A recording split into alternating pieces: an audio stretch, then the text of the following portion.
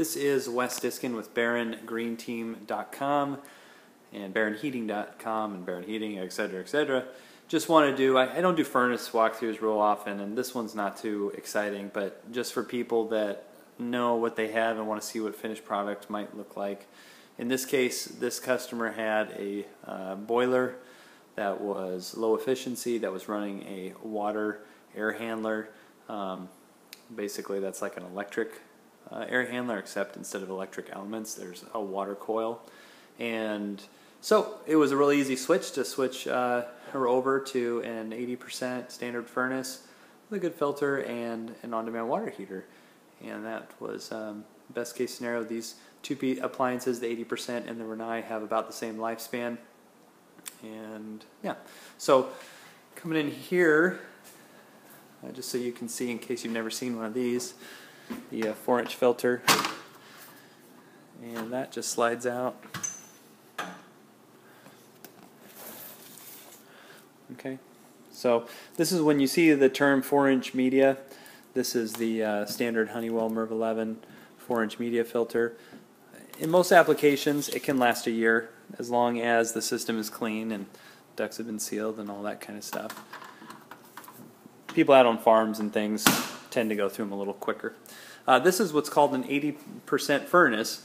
What that means is for every dollar you give it, it wastes 20 cents. So you get 80 cents back, in this case 80%. So this is the B-vent metal stack that goes up through the roof. A lot of people are familiar with that stack. When you're doing an on-demand water heater, I'll have to ask, I don't know what that little bend is for. I just come back and look at them. But in this case, we have our Rinnai venting. I'll show you outside what that looks like when it terminates. But this is what's called a concentric vent. So there is a pipe inside of this one where the exhaust goes through, and then the outer perimeter of the pipe, so you have a small pipe and then a bigger one that encloses that. So the fresh air comes in on the outside and the exhaust is sent out the middle. And so that has one pipe for its combustion and its fresh air venting. And I have most people set theirs to 125. That seems to me the most popular setting as far as water temperature.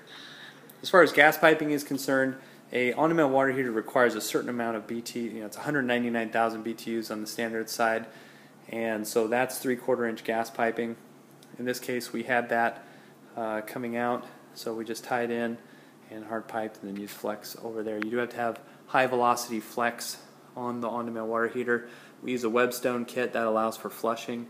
Depending on your water, you would need, if it's hard water, we might do a flush the first year.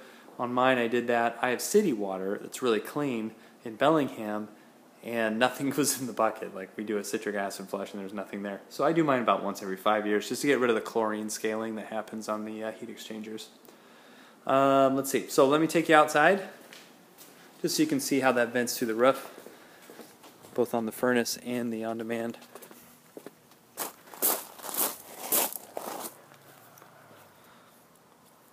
So when you look up there, the black one's the on-demand water heater.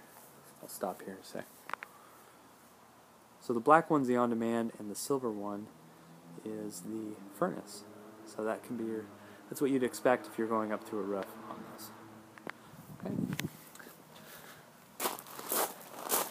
In this case, we did the 80% furnace because around here, natural gas, oh man, it is not expensive. And when we're looking at return on investment, we focus a lot more on ductwork than we do on high efficiency furnaces. We'll still do high efficiency because some people want it, but it's not necessarily required to get what you want out of a system. There are modulating 80%ers, there are two-stage variable speed 80%ers, so it just depends on what your expectation is. And on the on-demand, this is kind of the standard. This model, the 75 on the Rinnai, is the standard right now industry-wise for water heating. So, thanks for watching.